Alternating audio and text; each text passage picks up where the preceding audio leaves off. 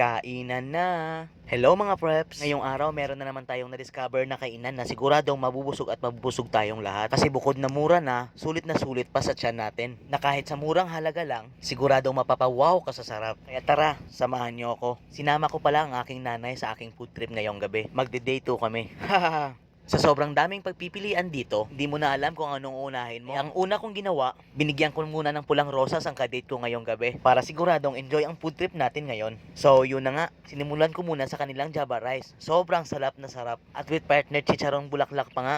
At saka tinikman ko na rin yung pork sisig nila. Sobrang sarap na sarap. Mainit-init pa ang pagsaserve nila. Sobrang daming pagpipilian sa kanilang mga menu. Hindi mo alam kung anong una mo kakainin. At ang kagandahan pa dito, meron silang libreng sabaw mula sa pares na luto nila. Pares na pares talaga yung lasa niya. At ang in-order naman ng aking nanay ay yung chicken inasal nila. At total, nag-enjoy kami lahat sa aming kinain ngayong gabi. At sa sobrang busog ko, napakape na lang ako para iwas umay. Bye!